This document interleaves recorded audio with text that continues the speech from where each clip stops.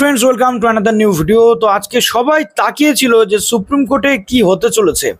আমি গত যে আগের দিনকেও বলেছিলাম বা আজকে সকালের ভিডিওতেও বলেছিলাম যে এই মুহূর্তে সুপ্রিম কোর্টে এসএসসি গেজেট বা কোনো মামলা সুপ্রিম কোর্ট এন্টারটেন করছে না। কিন্তু এই মামলাটা আদৌ এন্টারটেন করবে কিনা সেটা নির্ভর করছে, যেহেতু চাকুরিয়ারা শিক্ষকদের উপরে যদি কোনো সহানুভূতিশীল দৃষ্টিকোণ থেকে মামলাটা অ্যাকসেপ্ট হয় তাহলে হবে, না হলে কিন্তু মামলা অ্যাকসেপ্ট হওয়ার চান্সেস কিন্তু কম রয়েছে। ঠিক সেভাবেই রয়েছে। একটু আপডেটটা দিতে দেরি হয়ে গেল আপনাদের সামনে।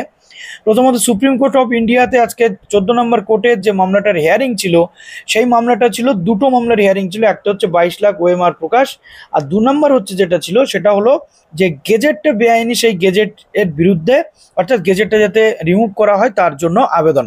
এবং চাকুরিয়ারা শিক্ষক সুমন বিশ্বাস মহাশয় এই মামলা দুটি করেন।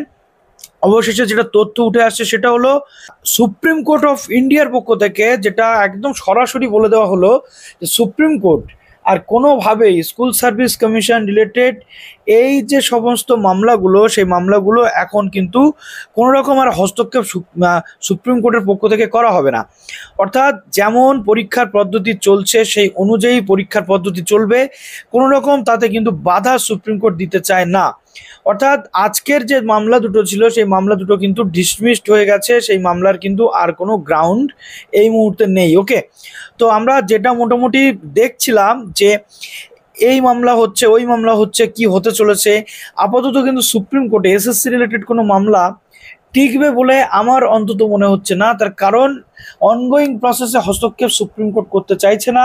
মামলাটি যাতে পুনরায় হাইকোর্টের শুনানির ব্যবস্থা করা যায় সেরকম রিকোয়েস্ট করা হলেও সুপ্রিম কোর্ট পুরোপুরি মামলা কিন্তু ডিসমিস করে দেয়। অর্থাৎ এখান থেকে বোঝা যাচ্ছে স্কুল সার্ভিস কমিশন রিলেটেড আর কোনো মামলা কিন্তু সুপ্রিম কোর্ট এখন এন্টারটেইন করবে না, যেহেতু অনগোয়িং প্রসেস এটা আপাতত চালিয়ে যেতে হবে, তেমনটাই কিন্তু সুপ্রিম কোর্টের অর্ডার রয়েছে।